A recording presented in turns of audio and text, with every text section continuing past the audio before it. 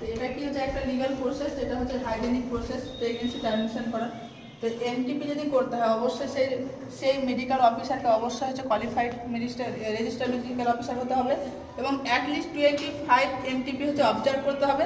আর at least হচ্ছে 5 MTP হচ্ছে যে কি অ্যাজ এ প্রাইমারি সার্জনের আন্ডারে কীভাবে করতে হবে, মানে কোনো সিনিয়র সার্জন থাকবে তার আন্ডারে হচ্ছে করতে হবে, তখনই সে হচ্ছে যে কি এমটিপির জন্য হচ্ছে যে কি এলিজিবল। রুলস অফ এমটিপি করার জন্য কী কী রুলস থাকে, যেখানে হচ্ছে যে এমটিপি করতে হবে সেখানে সেই ইনস্টিটিউশনটা অবশ্যই হতে হবে রিকগনাইজ হতে হবে গভর্নমেন্ট পারমিট দ্বারা ইন্ডিয়া। তো যেখানে হচ্ছে যে কি এমটিপি করা হবে সব জায়গায় কিন্তু এমটিপি করানো হবে না, অবশ্যই কী হতে হবে গভর্নমেন্ট দ্বারা পারমিট হচ্ছে যে কি ইনস্টিটিউট হতে হবে।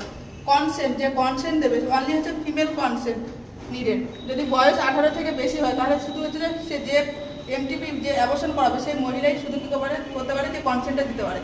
যদি 18 বছরের কম হয় বা সে মেন্টালি যদি রিটায়ার্ড হয়, মেন্টালি কোনো প্রবলেম থাকে, তাহলে সেখানে গার্জেন কনসেন্ট দিতে পারে। এবার ইন্ডিকেশন কাদের ক্ষেত্রে আমরা এমটিপি করতে পারি, একটা হচ্ছে থেরাপিউটিক, যেটা হচ্ছে যে এটা কারণ কখন করা হয় যে মায়ের হচ্ছে বা লাইফ থ্রেটিং কোনো কন্ডিশন বা সিরিয়াস কোনো ডিজিজ থাকে, যে সে প্রেগনেন্সিটা যদি কন্টিনিউ করে তাহলে সেক্ষেত্রে যদি মায়ের কোনো হচ্ছে যে কি লাইফের জীবনে যদি ঝুঁকি থাকে তাহলে সেক্ষেত্রে করাতে পারে। যেমন সিভিয়ার কার্ডিয়াক প্রবলেম থাকে বা লিভার প্রবলেম থাকে বা এপিলেপসি, ম্যালিগন্যান্ট হাইপারটেনশন, এই সমস্ত যদি ডিজিজ থাকে তাহলে এমটিপি করাতে পারে। আরেকটা যে ইউজারিং, যেটা হচ্ছে এটা কি হচ্ছে যে বেবি যদি হচ্ছে কি হচ্ছে যে কনজেনিটাল ম্যালফরমেশন যদি অ্যাবনর্মাল থাকে জন্মগত, তাহলে সে সমস্ত ক্ষেত্রে করাতে পারে। যেমন রেডিয়েশন এক্সপোজার ক্ষেত্রে বা হচ্ছে কোনো হচ্ছে যে কি নিউরাল টিউব ডিফেক্ট, এই সমস্ত যে বাচ্চা থাকে তাদের ক্ষেত্রে করাতে পারে। বা হচ্ছে হিউম্যানিটারিজম, যেমন যদি প্রেগনেন্সি যদি উইথ রেপ ভিকটিম, যদি রেপ ভিকটিমসের দ্বারা হয় তাহলে সেক্ষেত্রে এমটিপি করতে পারে। আর একটা হচ্ছে যেটা সোশ্যালটা কি হচ্ছে যে আন্ডার ফেয়ার অফ হচ্ছে যে কন্ট্রাসেপটিভ অ্যান্ড হচ্ছে সোশিও ইকোনমিক্যাল স্ট্যাটাস, যে কন্ট্রাসেপটিভ ইউজ করে সেটা যদি ফেলিয়ারের ফলে যদি প্রেগনেন্সি আসে তাহলে সেক্ষেত্রে কী করতে পারে যে এমটিপি করাতে পারে। তাহলে এমটিপি মেথডটা কী কী হতে পারে, এখানে আমরা দুটোভাবে করতে, একটা ফার্স্ট টাইমসটা যদি আপ টু হচ্ছে 12 উইক্স, সেকেন্ড টাইমসটা হচ্ছে 12 উইক্সের পরে যেটা। তাহলে এমটিপি করাতে হলে কী হবে, মেনস্ট্রুয়েশন রেগুলেশন করাতে হবে, সাকশন ইভাকুয়েশন করাতে হবে, ম্যানুয়াল ভ্যাকুয়াম অ্যাসপিরেশন করাতে, এগুলো হচ্ছে পরে করাবো। এখানে যে মেডিসিন ইউজ করবো সেখানে হচ্ছে যে প্রোস্টাগ্ল্যান্ডিন ইউজ করতে হবে, অক্সিটোসিন, ডাইলেশন ইভাকুয়েশন করতে হবে, ইন্ট্রাইউটেরাল হচ্ছে ইনস্টিলেশন অফ দ্য হচ্ছে যে হাইপারটোনিক সলিউশন স্যালাইন দিতে হবে। হাইপারটোনিক স্যালাইন বলতে কি বোঝায় এখানে, যে আমাদের বডি ফ্লুইডে যা কনসেন্ট্রেশন থাকে তার থেকে হচ্ছে বেশি থাকবে। এবার আমাদেরকে জানতে হবে এমটিপি অ্যাক্টটা কি, যে মেডিকেল টার্মস অফ প্রেগনেন্সি এই অ্যাক্টটা কী বলেছে। তো এখানে আমাদের আগে একটা অ্যাক্ট দিয়েছে সেটা হচ্ছে 1971 সালে, এখন যেটা হচ্ছে 2021 সালে দিয়েছে।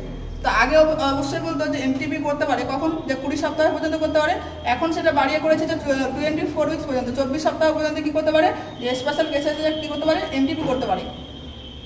এবার যে কন্ট্রাসেপটিভ ফেলিয়ার, আগে যেটা ছিল যে 20 উইক্স পর্যন্ত করাতে পারে, এখনও সেটা 20 উইক্স রয়েছে, বাট আগে একটা ক্রাইটেরিয়া ছিল, এখানে বলেছিল যে অনলি ম্যারিড কাপলই কী করতে পারে এমটিপি করাতে পারে, বাট এখন যেটা হয়েছে সেটা হচ্ছে বোথ ম্যারিড আর আনম্যারিড দুজনই কী করাতে পারে এমটিপি করাতে পারে।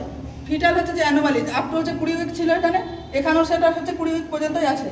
দেন হচ্ছে এখানে যেমন ছিল আগে যে একজন মেডিকেল অফিসার শুধু হচ্ছে 12 সপ্তাহ পর্যন্ত যদি প্রেগনেন্সি থাকে সেক্ষেত্রেই করতে পারে, বাট এখন যেটা হয়েছে যে 20 সপ্তাহ পর্যন্ত কী করতে পারে, যে একজন হচ্ছে যে কি মেডিকেল অফিসার কী করতে পারে যে এমটিপি করাতে পারে।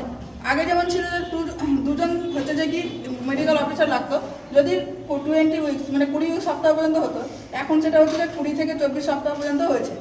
দেন হচ্ছে যে এমটিপিটা হচ্ছে টাইমিং অফ প্রেগনেন্সিটা সব থেকে বেস্ট টাইম হচ্ছে যে 7 উইক্সের মধ্যে করাটা হচ্ছে সব থেকে বেস্ট টাইম। এবং হচ্ছে এখানে আমরা মেডিকেল মেথড ইউজ করি অ্যাবর্শনের জন্য, আর বেস্ট মেথড হচ্ছে যে অ্যাবর্শন হচ্ছে আপ টু হচ্ছে 12 উইক্স, সেটা হচ্ছে যে কী সাহায্য করে আমরা সাকশন ইভাকুয়েশন সাহায্য করি। তো আজকে এই পর্যন্ত।